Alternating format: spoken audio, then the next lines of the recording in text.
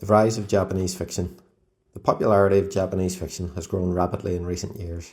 Nearly half of the top translated novels in 2024 were written by Japanese authors, reflecting a growing interest in stories that explore identity and modern societal pressure through vivid characters and beautifully understated storytelling.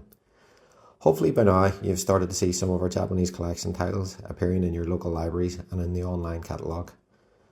My own fascination with Japanese literature began with Haruki Murakami, the author of modern classics such as Norwegian Wood and Kafka on the Shore.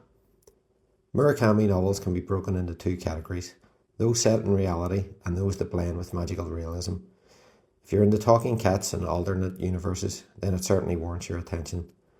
One of the more interesting aspects of some of his works is that the majority of the story may be based in reality, and then boom, he hits you with the magical realism curveball and then springs you back to reality, leaving certain themes and events open to your interpretation. This is what I love about it. There is space to invest my own imagination and theories into his work.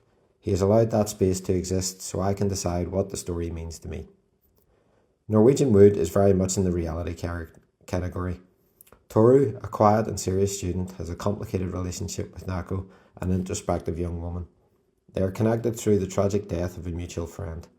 The story takes us along with Toru as he adapts to the pressures and expectations of life, and introduces us to a second relationship with Midori, who is very different to Nako. The title rightly makes Murakami a star and is considered to be one of his best works. In contrast to Murakami, Kazuo Ishiguro is a Japanese-born British novelist famous for The Remains of the Day, Never Let Me Go, and Clara in the Sun.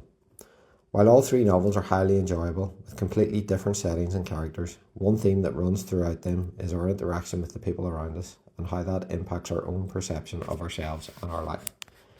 In Remains of the Day, the relationship between Stevens the butler and Miss Kenton the housekeeper is often governed by all the things they simply don't say to each other.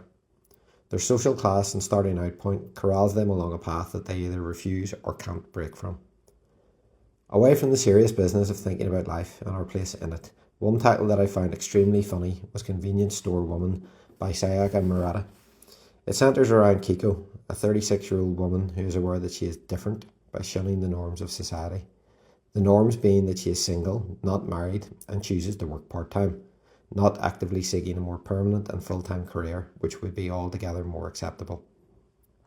The novel is a deadpan critic of societal convention, setting itself up as a shallow puddle, but on second look may be deeper than an ocean. How many traits of humanity does society still retain? See, I said it was funny. It would be impossible to describe in detail many of these titles in such a short space, but I have yet to read any titles in the Japanese collection that I did not glean a high level of interest and continuing fascination from. Honourable other mentions that I sadly ran out of time to cover would be Butter by Asako Yuzuki, which is our book of the month for May, and The Sailor Who Fell from Grace with the Sea by Yukio Mishima.